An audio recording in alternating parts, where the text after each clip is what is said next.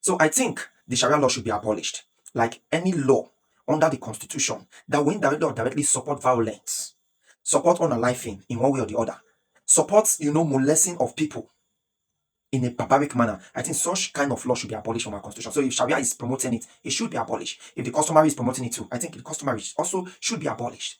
That's the truth. Then if peradventure they say no, these both courts cannot be abolished, they must flow alongside the Constitution of the Federal Republic of Nigeria, then that's fine. They should also look at the Constitution of the Federal Republic of Nigeria and say how they can re-amend some part of the Constitution.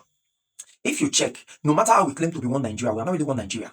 Because now, me as an Ijaw person, I might go to an Isoko man's land here in the South and stay there for a long time. But that will not make the Isoko people to give me a chieftaincy title that will supersede the aborigines of the Isoko land. That will not make them even give me some vital positions in their land. They will never agree to it. They will never attest to that. They will always kick against it. We never try to vie for any important office in the Isoko land. So what's the use of one Nigeria? What's the use of residing in a place for 10 years and becoming an indigene? Those part of the constitution should be abolished. Oh yes, if you are going to any person's territory or any person's states, there should be state police to do a proper checkmating of you. As in, the state should have their state immigrations. So when you're coming from another state, they should check you properly and know your reasons for coming in. Because whether you like it or not, if an Isoko man finds himself in the Fulani land uninvited, there's every tendency that he might be harassed. When I mean the harassment might be very high. The same thing if a Fulani man finds himself in an Isoko man's land uninvited, there's every tendency that he will be seriously harassed. So what is the ideology of One Nigeria? Why did they make that provision of One Nigeria? Why did they make the provision of freedom of movement, freedom of residing, blah, blah, coexisting? Because we do not really act as one. The Yoruba have their culture, Igbo have their culture, Ijaw have their culture, Isoko Yoruba have their culture, Hausa have their culture, Fulanis have their culture, Kanuris have their culture. These people do not think the same. They don't think differently. Have you gone to the Kogi? Kogi people, they think differently. In fact, Kogi is one of the tribes that, they hardly marry from outside their tribe. Honestly, a Kogi lady, when equipped, rich, as in she has money, she is exposed.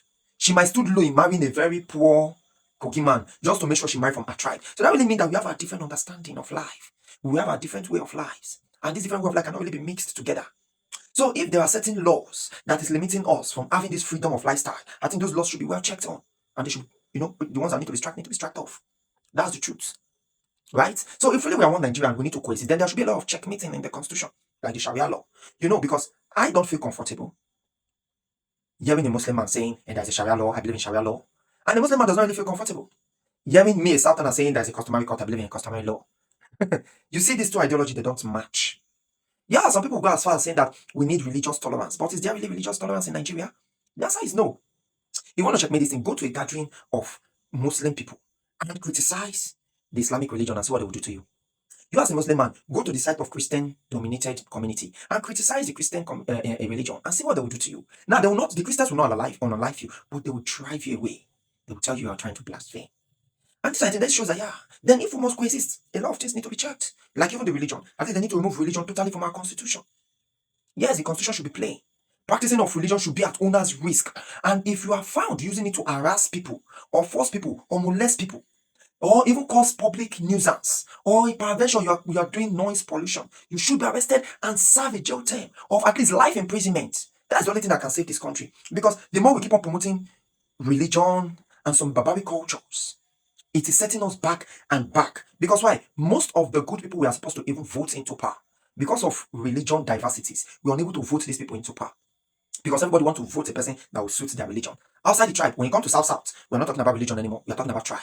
When you go to the North, they are not talking, you go to North Central, Northwest, they are not talking about, most of the places are not talking about religion that much. Some of them talk about tribe. But in some places like the Northwest, North Central, religion causes division in those areas. So if we must live together and coexist, then a lot of things should be checked. Like even the tribe, it should be checked. Even the tribe should be checked. Nigeria is enough for identification. That means if we must live together. That does not mean that tribe will not be acknowledged. There's a certain level that should be provision that, we acknowledge that there are tribes. Nigeria has diversity of tribes. That is enough to acknowledge the tribes in it. So I can come out as Igbo, Ijaw, Idoma, anything. But there's a provision. Nigeria is constituted of diverse tribe. That is how we can be safe in this country called Nigeria. But as far as we keep on deceiving ourselves, say, we are one Nigeria, but really we are not really one Nigeria. Because the things we harbor inside of us does not really tell us that yes, we are one Nigeria. Do we really welcome ourselves? The Hausas in your community, do they really mingle with you when you're doing your festivals?